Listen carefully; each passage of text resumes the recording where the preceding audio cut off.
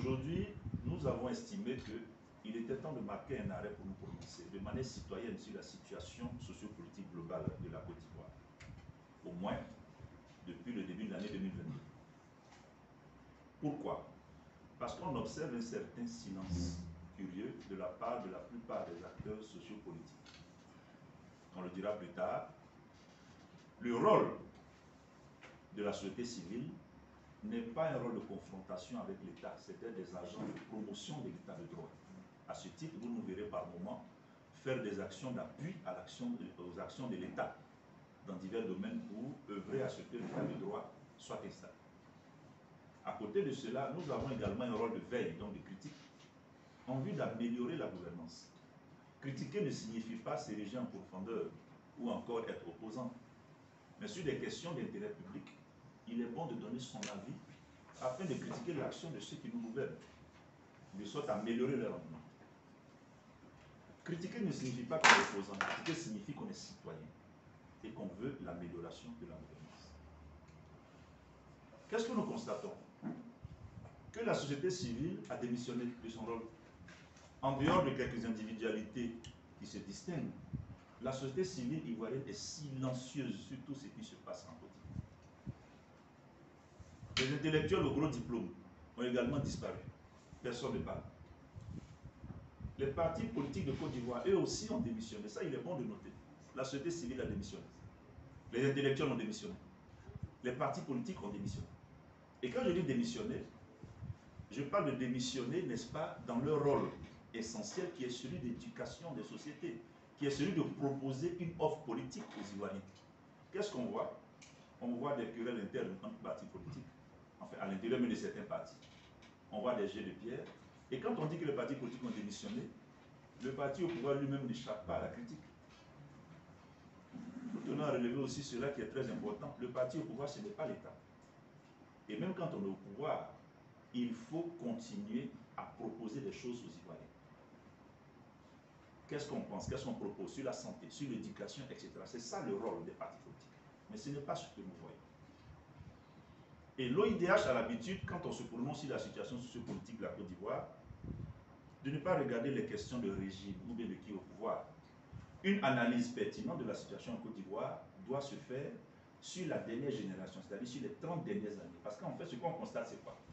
Les problèmes qui surgissent maintenant ne sont pas des problèmes nouveaux.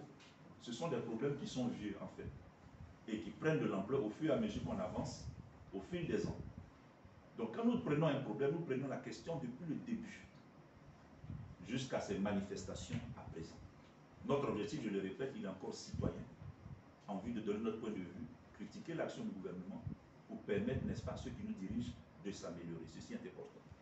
Aujourd'hui, nous avons décidé d'adresser 7 questions. La première,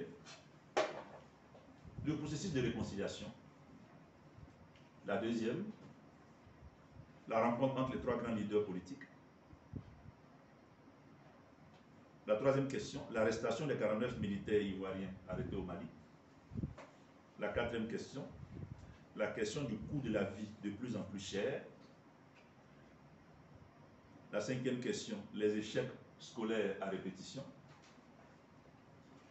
La sixième question, les inondations à répétition. La septième question, la lutte contre la corruption ou encore l'opération qui a été appelée l'opération Membron. Hélas, on va peut-être décevoir certains observateurs parce que nous n'allons pas parler de la proposition de loi portant sur l'instauration de la polygamie. Je sais que ça attise beaucoup d'attention. Ce n'est pas un sujet d'intérêt capital pour nous. Voilà. Donc ces précisions étant faites, nous insistons sur le fait que nous nous prononçons parce que beaucoup d'acteurs clés dans la vie sociopolitique de Côte d'Ivoire semblent avoir démissionné. La société civile en premier, et nous nous mettons dedans.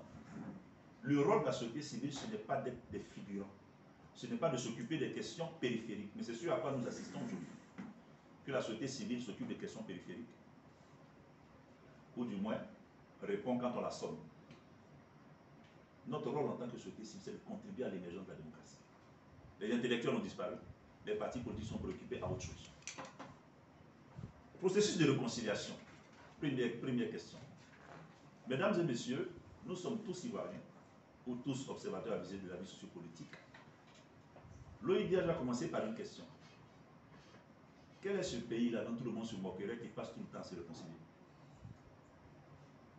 Ça fait 20 ans qu'on se réconcilie sans jamais y parvenir. Je vais vous donner des repères. En 2000, le général Gueye, après le coup d'État, prend le pouvoir. L'un de ses objectifs majeurs, c'est de faire la réconciliation. Ou bien vous ne vous souvenez pas? 10 mois, il n'y est pas parvenu. En 2001, M. Laurent Gbagbo, président de la République, parle de réconciliation, crée même un forum pour la réconciliation nationale. Une fois où tout le monde est venu parler, pas de réconciliation. Un an après, on a une rébellion.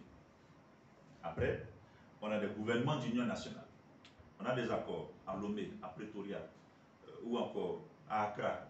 On se retrouve à Ouagadougou. On fait des gouvernements d'union nationale. Tout ça pour nous apporter la réconciliation. Résultat des courses, crise post-électorale de 2010-2011. Le président Alassane Ouattara est élu, prend le pouvoir. 2011, installation d'une commission vérité, réconciliation. Le discours sur la réconciliation est surtout qu'il élève et il est partout. Alors nous nous posons la question. On ne peut pas continuer de parler de réconciliation en 2022 alors qu'on en parle depuis 2000. Ça veut dire qu'on n'y est pas parvenu. Pour l'OIDH, sans doute deux problèmes.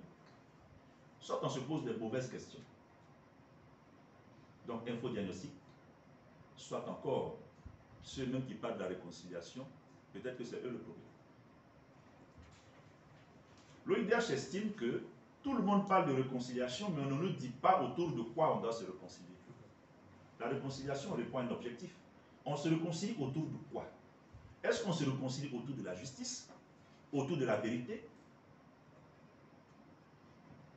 On ne nous dit rien sur la réconciliation. Créer un ministère, c'est bien. Ils font un bon travail, c'est bien. Mais la question semble être beaucoup plus profonde. Nous avons l'impression qu'on parle de réconciliation quand 2-3 acteurs politiques se sont rencontrés. Nous avons l'impression qu'on parle de réconciliation lorsque des leaders politiques rentrent d'exil, etc., etc. Il ne faut pas avoir cette vision assez étriquée et réductrice de la réconciliation, pour autant qu'on estime que la réconciliation, c'est une affaire de rencontre coquine entre acteurs politiques.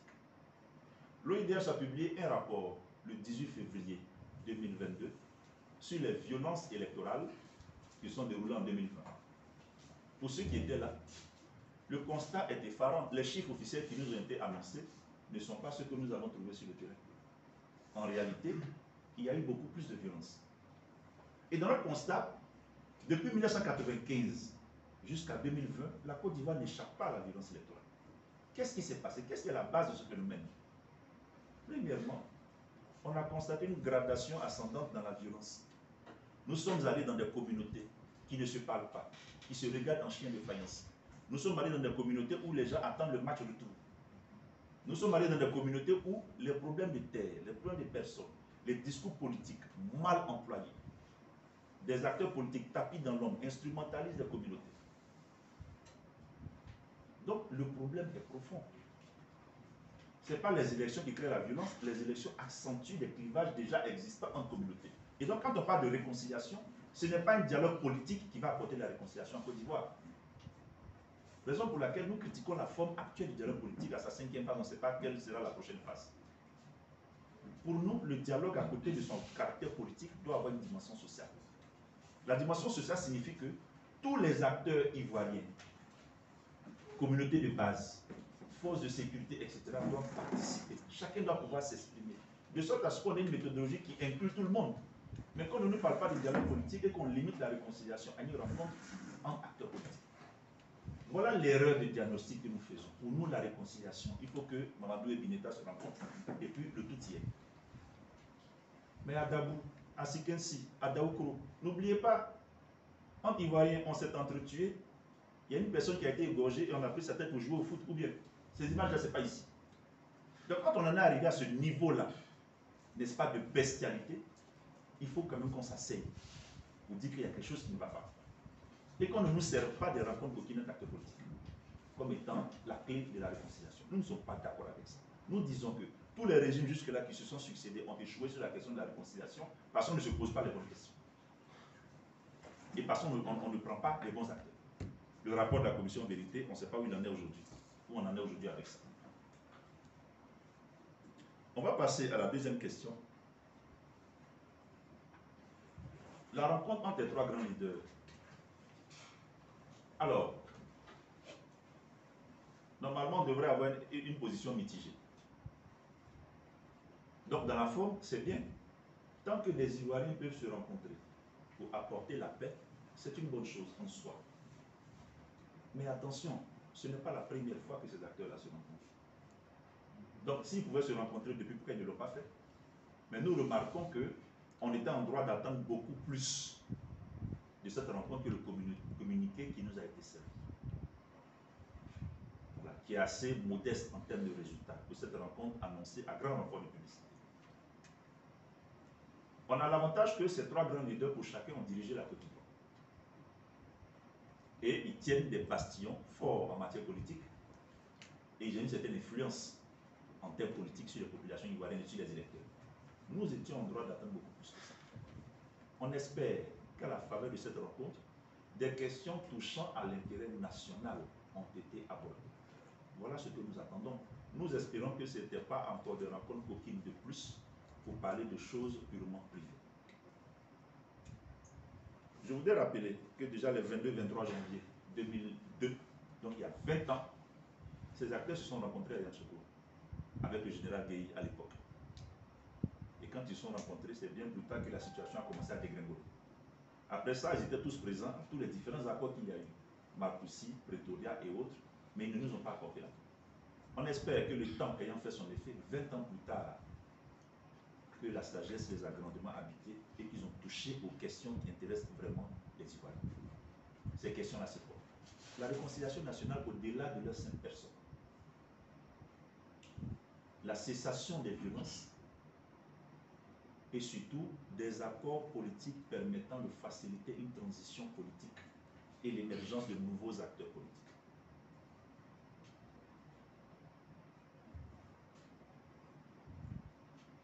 Donc, face à la modestie du communiqué, nous sommes en droit de dire, si rencontre il doit encore y avoir entre ces trois grands leaders, il est souhaitable que ce soit pour aborder des questions d'intérêt national. À défaut, s'ils ne sont pas en mesure de le faire, qu'on choisisse purement un médiateur international, au moins on a un fil conducteur, on a un cahier de charges, on sait de quoi ils ont parlé. Mais si des Ivoiriens se rencontrent, alors qu'on attend beaucoup, le communiqué qui sort laisse à croire que soit ils ne veulent pas nous dire de quoi ils ont parlé, ou soit ils n'ont pas parlé de bonnes choses qui intéressent les Ivoiriens. Donc si ça doit se pérenniser, qu'on nous désigne un médiateur qui va faire la facilitation entre eux. Voilà. Comme ça, on a un fil conducteur, on a une logique, on a des sujets que tout le monde sait. Et on a, je veux dire, des résultats à atteindre dans un dialogue organisé. Voilà ce que nous souhaitons. Pour nous, la montagne a accouché d'une souris et on attend mieux de leur part. Une question d'intérêt national et surtout, à défaut, qu'ils trouvent un médiateur qui va nous donner des orientations. Troisième question, l'arrestation de 49 militaires ivoiriens au Mali.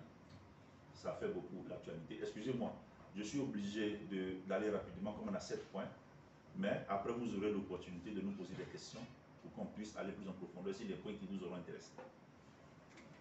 Sur l'arrestation de 49 militaires ivoiriens au Mali, nous nous sommes abstenus volontairement de nous prononcer parce qu'on était convaincus que tous ceux qui allaient s'empresser de faire des commentaires ou des analyses avaient plus de chances de se tromper. Communiquer ici, hors de mission là, non, l'OIDH n'entre pas dans les faits. Dans ce chassé-croisé de communiquer, nous n'entrons pas là-dedans. Ce que nous disons est simple. Regardons le contexte dans lequel cette affaire-là intervient. Cette affaire intervient dans un contexte où les relations entre la Côte d'Ivoire et le Mali sont au plus mal. Voilà le contexte. Donc ce n'est pas les faits de 49 soldats qu'il faut regarder, mais c'est quelles sont les relations entre les deux. La Côte d'Ivoire n'est pas le seul pays qui envoie des soldats au Mali. Les relations se sont détériorées grandement entre la Côte d'Ivoire et le Mali depuis un bon moment. Il y a la suspicion et la méfiance entre la Côte d'Ivoire et le Mali. Du coup, tout ce qui vient du Mali est suspect. Et tout ce qui vient de la Côte d'Ivoire est suspect. Donc, négligence coupable. acte volontaire de la Côte d'Ivoire ou bien fanfaronnade du Mali, on ne le saura jamais. Mais on regarde juste que chacun campe sur sa position. Pourquoi? Parce que la base, c'est le manque de confiance. Et si cette question de manque de confiance n'est pas réglée, aujourd'hui c'est 49 soldats, demain ça sera autre chose. Donc nous nous surprenons que les gens s'attaquent à l'épiphénomène alors que le phénomène est là. Nous pensons que la Côte d'Ivoire doit travailler à améliorer ses relations avec ses voisins. Le Mali, le Burkina Faso, la Guinée et la Côte d'Ivoire sont des pays historiquement, culturellement, sociologiquement imbriqués, trop imbriqués avec nous. On a beaucoup de similitudes ensemble. Le fait d'avoir des problèmes avec nos voisins immédiats, en tout cas dans le contexte actuel, ça dessert qui finalement? Ça nous dessert d'abord nous parce que le temps qu'on prend à faire palabre avec le Mali, mais ça fait le lien à l'expansion du terrorisme. Ça permet aux terroristes d'avoir du répit et de se réorganiser. Jusqu'à présent, le Saint-Esprit a été clément avec nous. Les terroristes ne nous ont pas encore frappé en notre cœur. Mais on ne peut pas mener une lutte sur le long terme contre le terrorisme et contre l'expansion du djihadisme sans la participation des pays avec lesquels on fait frontière. Mais si on a des bruits avec eux, ça donne du répit et des opportunités stratégiques aux terroristes de mieux s'organiser. Alors je pense que de part et d'autre, il faut mettre de l'eau dans son vin. Et nous saluons la médiation qui a débuté, parce que c'est par là qu'il fallait commencer. Nous avons une culture, une tradition de dialogue. Pourquoi, lorsqu'un problème survient, on ne commence pas par dialoguer? Au lieu de continuer à persister dans des situations qui finalement jettent l'opprobre sur la Côte d'Ivoire et également sur le Mali. Donc ce qu'il faut retenir, ce n'est pas ces faits-là, mais le contexte. Le Mali nous a accusés à plusieurs reprises de vouloir le déstabiliser. La Côte d'Ivoire n'a pas manqué de montrer son inimitié vis-à-vis de la junte militaire au pouvoir au Mali. Et paf, la friction est partie. La friction est partie et le manque de confiance, c'est sur ça qu'il faut travailler. N'oublions pas que nous aussi, à un moment donné, on a été dans une situation où l'état de notre démocratie vacillait et on a eu besoin des pays frères de la communauté internationale pour nous aider. Je pense qu'il est temps de se mettre ensemble pour aider le Mali à sortir de cette situation et que ces petites guéguerres-là ne sont au profit de personne, finalement. Telle serait notre recommandation. Appuyer ce processus de discussion qui est en cours, cette médiation, afin qu'elle aboutisse.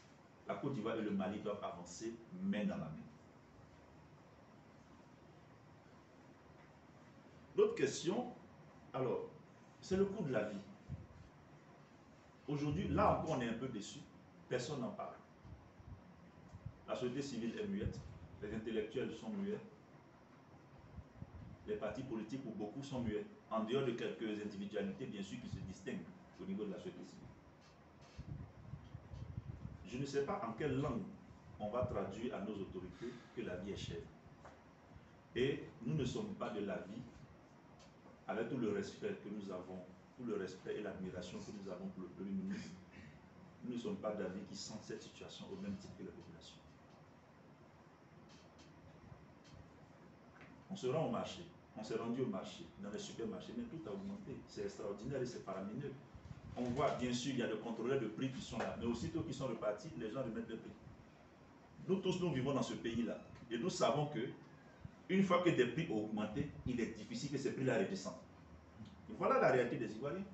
Les transports ont augmenté par endroits. Alors, sur l'explication qui nous est donnée, que c'est la crise en Ukraine, etc., on veut bien le croire. Le phénomène est mondial. On est d'accord. Mais la réponse qui est donnée par chaque pays, ça, c'est pas mondial. Donc, en tant que citoyen ivoirien, la relation que nous avons avec les autorités, c'est laquelle? Une relation de détenteur de droits que nous sommes et le gouvernement débiteur d'obligations. Nous ne demandons qu'à bien vivre dans notre pays. À la limite, excusez-moi de dire ça comme ça de manière crue, on n'a même pas envie de savoir ce qui se passe en Ukraine. On n'a pas envie de savoir où est-ce que les prix ont augmenté ou n'ont pas augmenté. On demande juste à bien vivre chez nous. Et là, on est plus à l'aise à parler de ça parce que c'est une question qui n'a pas de connotation politique. Il n'y a pas de cherté de la vie pour RHDP. Il n'y a pas de cherté de la vie pour FPI. Il n'y a pas de cherté de la vie pour PPACI, je ne sais pas. C'est une question qui concerne tous les Ivoiriens au premier chef. Déjà qu'on a été longuement éprouvé avec la crise de la Covid-19, ça apparaît comme un coup de massue pour assommer les Ivoiriens. Qu'est-ce que nous proposons? Nous sommes tentés de proposer ceci. Que le gouvernement fasse feu de tout bois pour subventionner encore et encore certains produits de base de première nécessité. Ah oui. S'il faut, pour cela, réduire le train de vie de l'État, il faut le faire. S'il faut réduire les missions officielles de l'État, il faut le faire.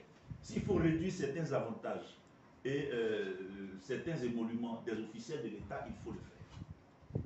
Et je répète encore une fois, on est très à l'aise à le faire, à le dire, parce qu'il n'y a pas de RHDP, il n'y a pas de FPI, il n'y a pas de parti politique là-dedans.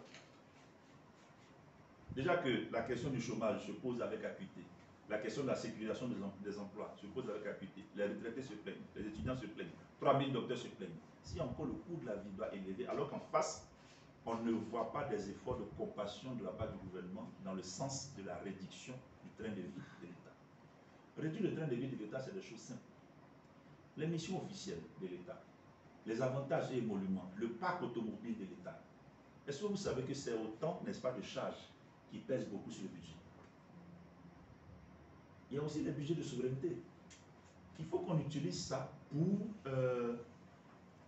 subventionner le riz, quoi encore, l'huile, le lait, je ne sais pas, et les vivriers.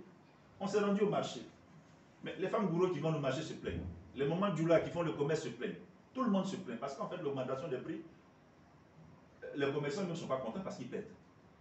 Mais nous alors que les revenus n'augmentent pas, la vie devient de plus en plus chère. On nous impose un péage sur Bassa. Bon, on se garde de parler de ça, mais en fait, nous ne comprenons pas quelle est la logique des autorités. Ce que nous leur demandons, c'est de regarder. Un pouvoir tient sa légitimité, n'est-ce pas, à partir des populations qui l'ont élu et qui l'ont voté. Donc, lorsque les populations vous disent que ça ne va pas, ce n'est pas des explications qu'on attend, c'est des résultats. Et ça, il faut le noter. De la part du gouvernement, ce n'est pas des explications que nous attendons, c'est des résultats. Vous dirigez des gens qui vous disent qu'ils ne sont pas satisfaits. Vous dirigez des gens qui vous disent que la vie est chère. Mais c'est quoi ces explications qu'on continue de nous donner pendant que la vie est chère? Je répète, on n'a pas envie de savoir ce qui se passe en Ukraine. On demande à bien vivre chez nous. Donc pour nous, ça c'est fondamental. Être à l'écoute de ceux qu'on dirige. Dans le même temps, on organise ici l'année prochaine une Coupe d'Afrique des Nations, n'est-ce pas? Mais on sait ce que ça coûtait à l'État.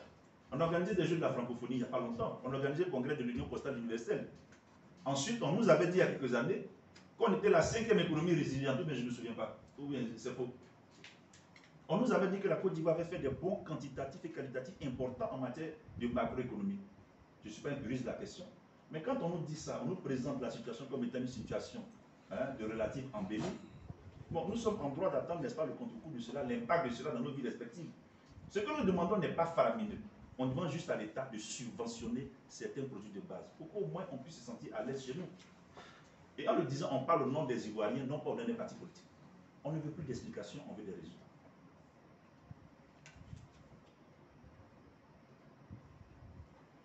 Alors, l'avant-dernier point, la situation des échecs scolaires. On a vu plusieurs personnes, plusieurs observateurs parler des résultats catastrophiques aux examens scolaires de BEPC, etc. C'est bien. Mais nous nous tenons d'abord à féliciter Madame la ministre de l'Éducation nationale. Oui, parce que si ces examens-là ont donné un taux de réussite de 28%, mais ça veut dire que les examens étaient bien organisés et que ça nous montre le niveau réel de nos élèves. Ça veut dire qu'il n'y a pas de tricherie. Donc au moins, on a en face la réalité, la face hideuse de ce que c'est. Nous la félicitons pour ça.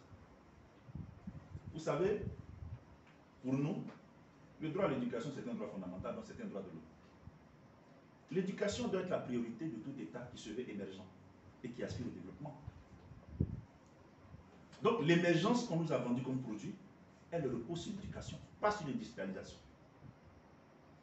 On nous a dit depuis longtemps, le succès de ce pays repose sur l'agriculture, vous vous souvenez? Mais c'est dans ça que nous sommes. Comment le succès d'un pays peut-il reposer sur un domaine spécifique? Le succès d'un pays ne peut pas reposer sur l'agriculture. Le succès d'un pays repose sur l'éducation. Bon, si on a une agriculture prospère et qu'on a des dirigeants d'agriculture qui ne sont pas éduqués, qui ne sont pas formés, ça nous amène à quoi? À des détournements, à des enquêtes et des audits dans les filières café cacao. Bien, vous ne vous souvenez pas. Donc on ne peut pas prospérer lorsqu'en face, on n'a pas l'éducation. Il faut placer l'éducation au cœur du système. Et quand on dit au cœur du système, ça ne veut pas dire que le budget de la Côte d'Ivoire doit avoir une grande part réservée à l'éducation, mais c'est une part pour le recrutement et le paiement des salaires. Ça, ce n'est pas qualitatif. Les enseignants qu'on recrute aujourd'hui, regardez bien, sont des gens qui ont fait l'université entre l'an 2000 et 2018. Entre 2018 pour ceux qui sont dans l'histoire de CAFOF ou l'enseignement primaire. Mais ceux qui sont candidats pour être recrutés à l'université, c'est des gens qui ont fait l'université en 2000 et 2015. Et dans les lycées, c'est des gens qui ont fait l'université en 2000 et 2017 par là. Mais dans cette fourchette, entre 2000 et 2018, là, l'université était comment? Qu'est-ce qu'on enseignait à cela? On ne peut pas se plaindre des résultats des enfants quand les enseignants d'aujourd'hui, c'est les élèves d'il y a 10 ans. N'est-ce pas? Qu'est-ce qu'on leur a enseigné? Qu'est-ce que la société leur a montré comme modèle? Donc quand on décide de mettre la priorité sur l'éducation, c'est tout un travail à la chaîne qu'il faut voir. Recruter des enseignants, c'est bien. Mais c'est des gens qui ont fait l'université dans une période précise. Qu'est-ce qui s'est passé? Grève, violence, année scolaire décousue, combien on ne se souvient pas? Alors, voici un pays qu'on ne comprend pas, qui plante des causes et puis qui se surprend de ses effets. On est surpris de l'échec scolaire alors qu'on n'a pas travaillé pour ça. On veut un succès qui va reposer sur l'agriculture et non pas sur l'éducation. L'accès au métier de l'enseignement doit être le plus restrictif possible. Ne deviens pas enseignant qui veut. La scolarité doit être la plus restrictive et serrée possible. Il y va de notre crédibilité. Donc, les enseignants d'aujourd'hui, les élèves d'aujourd'hui, c'est les dirigeants de demain. Donc, il ne faut pas qu'on s'étonne demain de ce que sera la gouvernance. Alors, l'éducation repose sur ceci. Qu'est-ce qu'on veut réellement pour notre pays? Qu'est-ce qu'on veut pour notre système éducatif? Et ce n'est pas une question qui doit être laissée entre les mains du seul ministère de l'Éducation nationale. C'est une question qui doit être érigée en priorité nationale. Quand on veut être émergent, quand on veut organiser une Coupe d'Afrique, quand on organise tous ces grands événements, quand la Côte d'Ivoire représente partout, mais la base c'est l'éducation. Quand on manque d'éducation, on a tout manqué. On a combien d'universités? On en construit, c'est vrai, mais après on en construit, puis on met des noms d'acteurs politiques dessus. Ça encore, c'est une paire de manches. Un pays qui met l'accent sur l'éducation doit célébrer, n'est-ce pas, les tenants de l'éducation, les chercheurs, les enseignants. C'est eux, leurs noms qui doivent être sur les universités, et non pas les noms des acteurs politiques.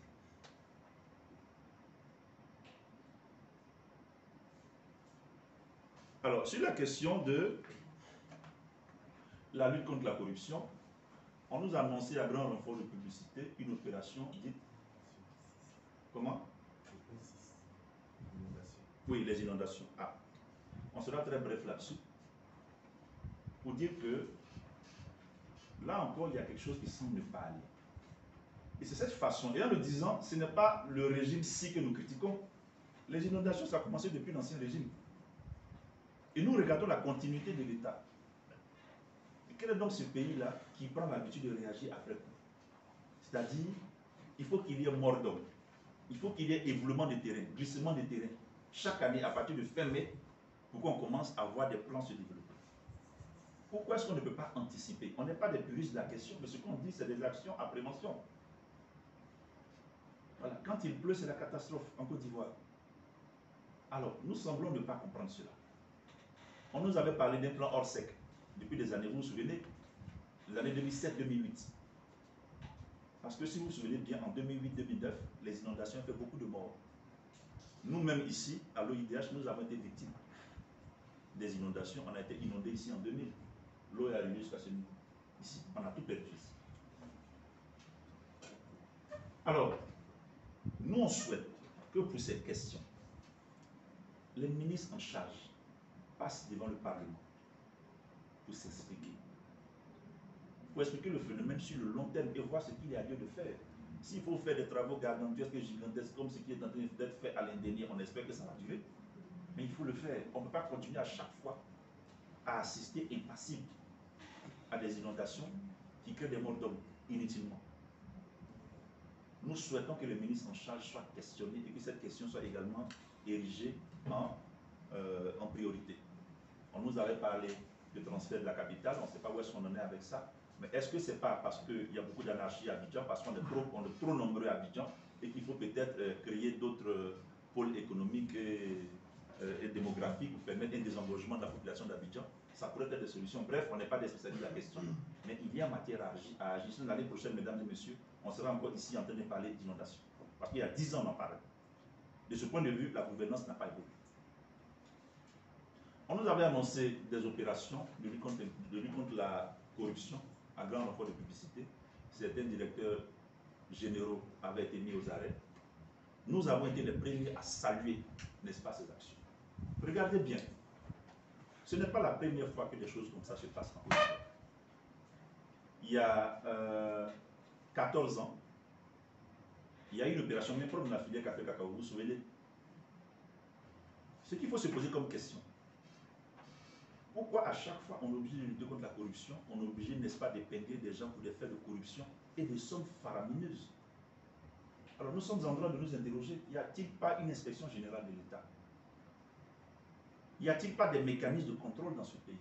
On ne parle pas seulement de ce régime parce que par le passé ça a eu lieu.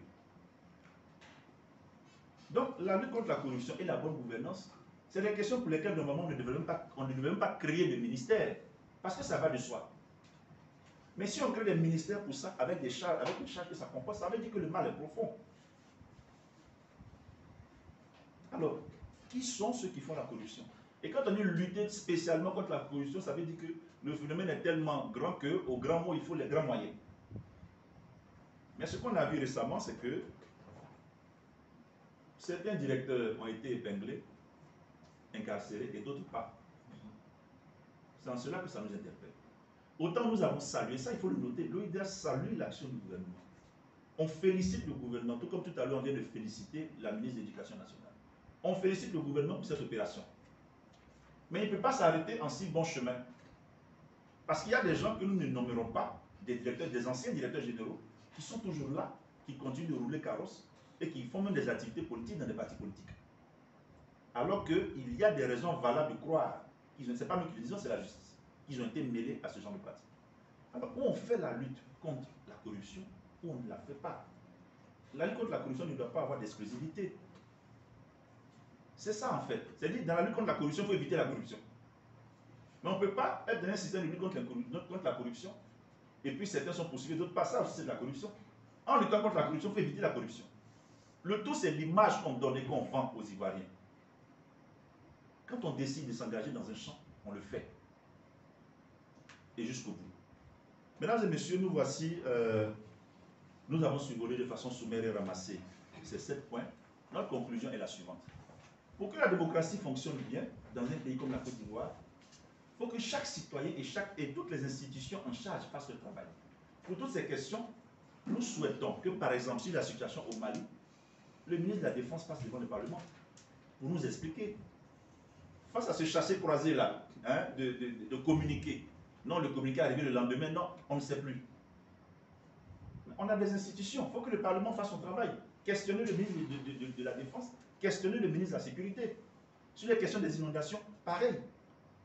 Donc le tout, c'est de favoriser cette gouvernance qui fasse que la population se sente concernée par l'œuvre de gouvernance. Mais non pas une gouvernance verticale où ça nous tombe dessus à chaque fois. La Côte d'Ivoire est un pays qui a énormément de ressources et qui peut réaliser de grandes choses. La construction de notre démocratie nous tient à cœur en tant qu'acteurs des droits de l'homme. Pour cela, nous avons tenu aujourd'hui à donner de la voix, à dire notre mot, étant entendu que nous ne visons personne en particulier. Nous ne supportons personne. Nous n'avons que ce seul pays. Nous souhaitons juste vivre en paix dans ce pays, avec nos concitoyens, avec nos familles. Mais pour cela, on a besoin de comprendre comment est-ce qu'on est gouverné. Et ça, c'est un de nos droits fondamentaux. Je vous remercie.